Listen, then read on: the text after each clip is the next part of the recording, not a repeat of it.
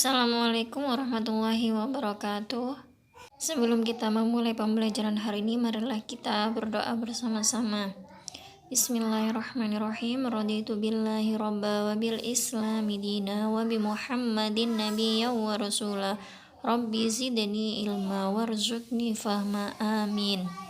Materi kita hari ini yaitu tentang ibadah puasa.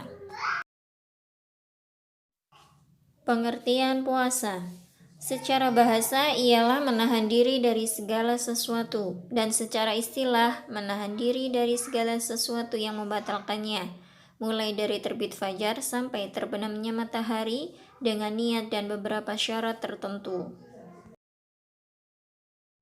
Puasa dibagi menjadi dua, yakni puasa wajib dan juga puasa sunnah. Puasa wajib yakni 1. Puasa Ramadan, 2. Puasa nadar, 3. Puasa qada, dan keempat puasa kifarat. Sedangkan puasa sunnah yakni contohnya puasa Syawal, puasa Arafah, dan juga puasa hari Senin dan juga Kamis. Yang pertama kita akan membahas tentang puasa Ramadan. Puasa Ramadan ialah puasa yang dilaksanakan selama bulan Ramadan, dan hukum melaksanakannya adalah fardu ain. Syarat wajib puasa: yang pertama berakal, yang kedua balik, yang ketiga mampu berpuasa. Sedangkan syarat sah puasa adalah 4. Yang pertama Islam, yang kedua mumayyiz, yakni sudah bisa membedakan antara baik dan juga buruk. Yang ketiga suci dari haid dan juga nifas. Yang keempat dalam waktu yang diperbolehkan puasa.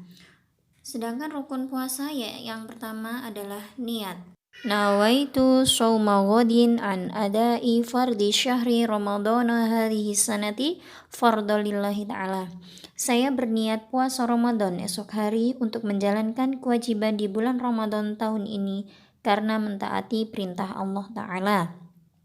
Yang kedua yakni menahan diri dari segala sesuatu yang membatalkan puasa, dari mulai terbit fajar sampai terbenamnya matahari. Hal-hal yang membatalkan puasa: pertama, makan dan minum.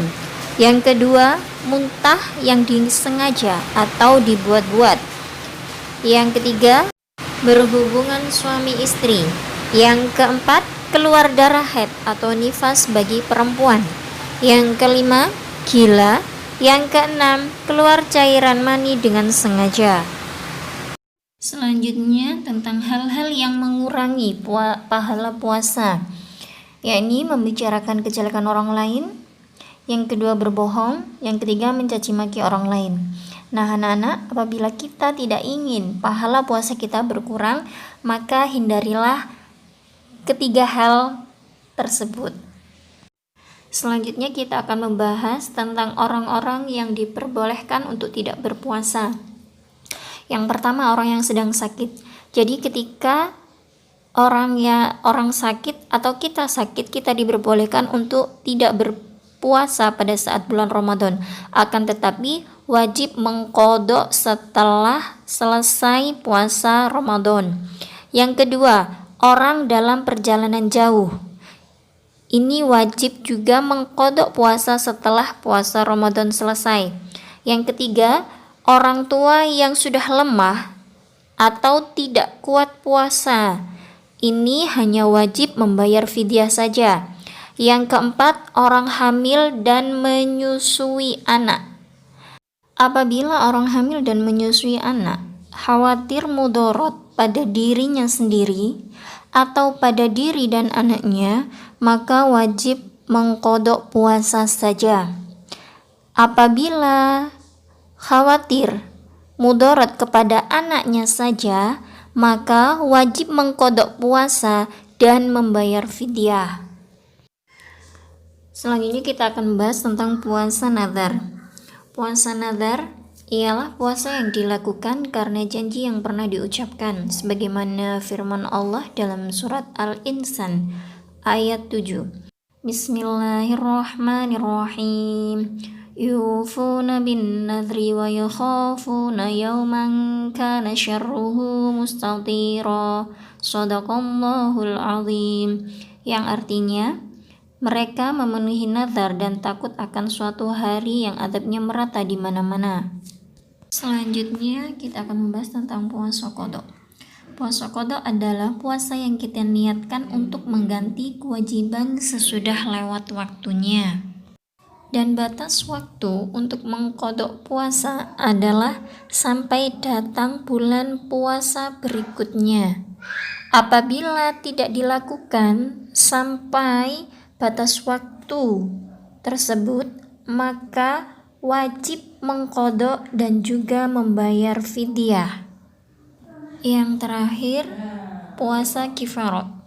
Puasa kifarat ialah puasa yang dikerjakan karena melanggar suatu aturan yang telah ditentukan.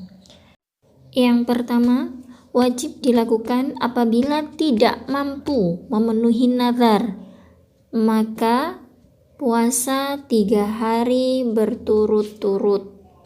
Yang kedua, berhubungan suami istri di siang hari pada bulan Ramadan, maka puasa 2 bulan berturut-turut.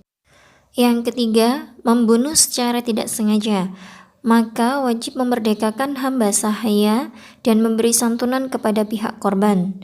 Apabila tidak mampu, dia harus berpuasa selama 2 bulan berturut-turut. Yang keempat, melakukan zihar. Zihar yaitu menyamakan istri dengan ibu, maka memerdekakan hamba sahaya atau puasa 2 bulan berturut-turut.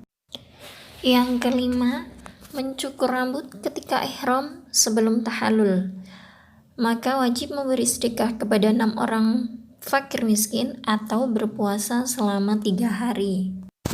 Yang keenam, berburu ketika ihram, maka puasa kifaratnya ditentukan oleh keputusan hakim yang dinilai jujur. Yang ketujuh, mengerjakan haji dan umroh dengan cara tamattu atau qiron, maka wajib membayar denda dengan menyembelih kambing yang pantas untuk berkurban atau puasa 10 hari.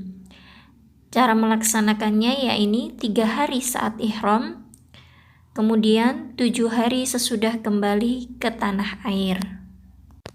Selanjutnya kita akan membahas tentang puasa sunnah.